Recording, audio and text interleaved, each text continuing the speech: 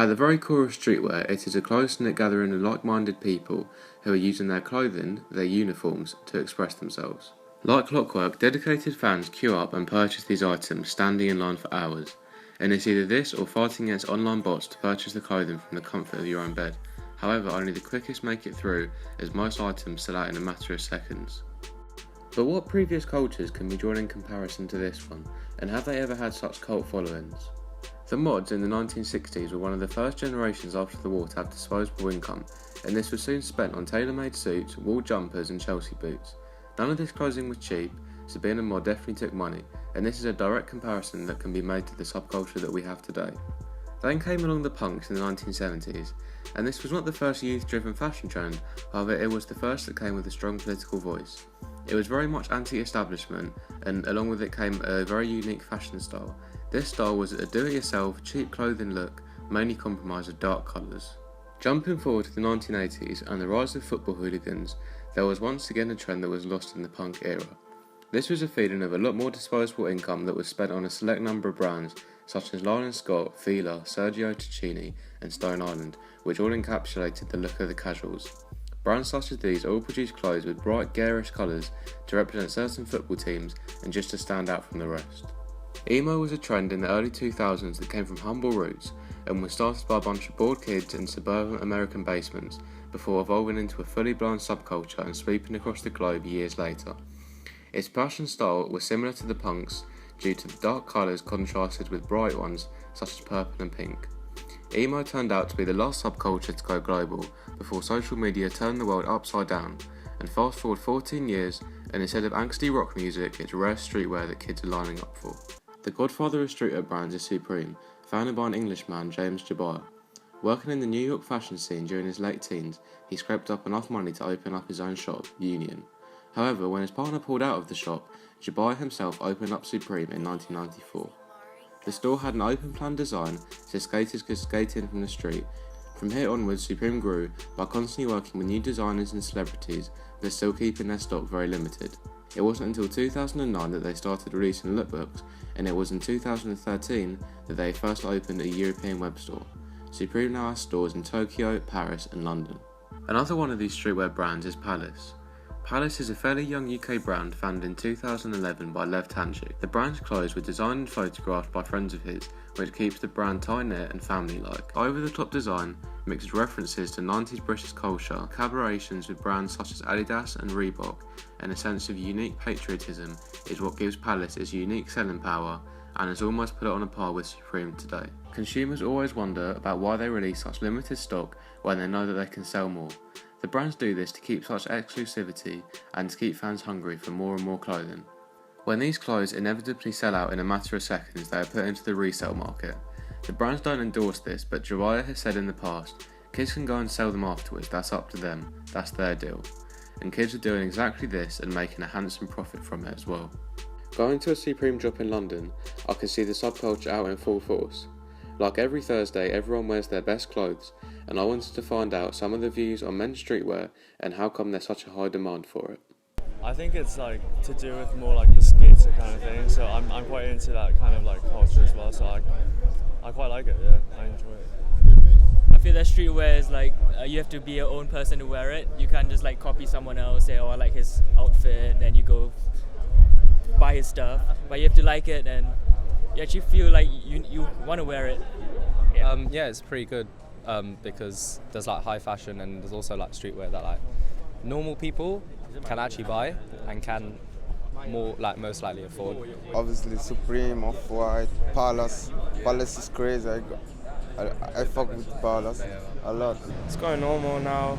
Everyone is wearing Supreme now. I think it's not for everyone because even who were wearing fake like last year now is going into the culture and stuff like that, and I don't really like it. Where it's all about like the hype and like what's in today. I like the scene, you know. I like the fact that a lot of young kids are getting into it early as well. Girls as well too, you know, flexing the garms as well, posting on Instagram. And you get to see them rock it here as well, so it's quite nice. Although it can be costly still, because sometimes you end up spending a lot of money than you were expecting, so that could cause problems. But overall, I like it. It's quite nice. So yeah, I'm into streetwear because streetwear fashion is like the easiest way to get into fashion. It is like the cheaper route to take. Like you can wear loads and loads of upcoming streetwear brands because they're everywhere now, and just rock that. So that's why I go into streetwear, because it's the cheaper route to get into fashion, because then you go into high fashion. It looks nice, and definitely like I think it's like celebrity influence is one of the big things that a lot of people wear. One of the reasons, yeah. Yeah, I don't look at brands. Basically, I like the design. If I like the design, I'll wear it straight away. I won't care about the brand. I like the clothes, and I skate a tiny bit. So I like to fit well, you know what I mean? Also it's lit.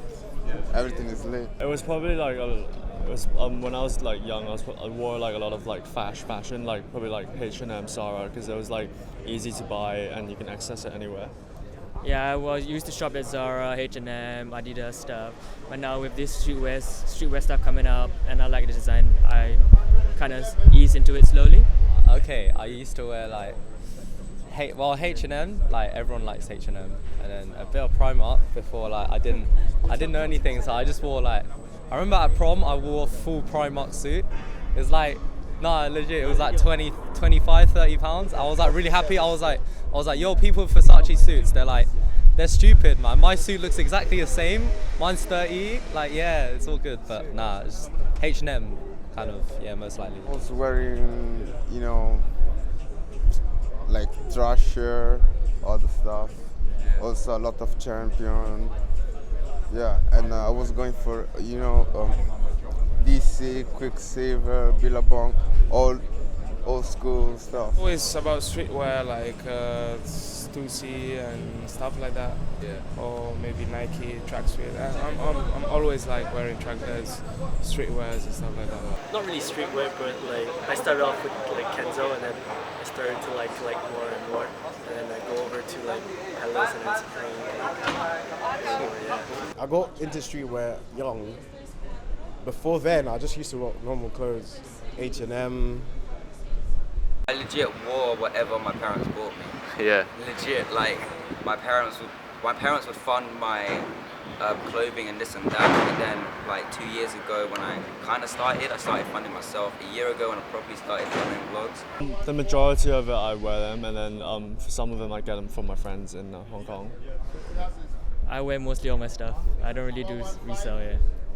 I wear most of the clothes I buy, of course. Depends. I have a few friends that they buy from me, but if it's cool lit, I will keep it for me, obviously. I mean, you already know.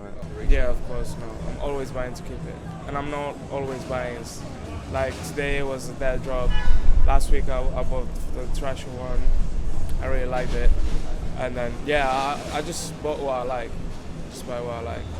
I buy it for myself mostly, like, and then some of them I buy from a friend, and then like occasionally I just buy it just to sell it. 100%, like my lifestyle now is absolutely crazy. Due to social media and things such as Facebook groups of people to discuss these brands, someone sitting at home alone can feel included in something along with tens of thousands of people. In an age of gaining validation through social media, these brands can reward that, and with the right people wearing it, constant but limited drops, and designs playing into the sportswear revival currently going on in the UK, these brands have a recipe for more future success. The streetwear scene has become much more than a place to buy clothes. Like nightclubs, football stadiums, skate park and concert venues, it's a place for people to feel simultaneously individual and part of something much, much bigger.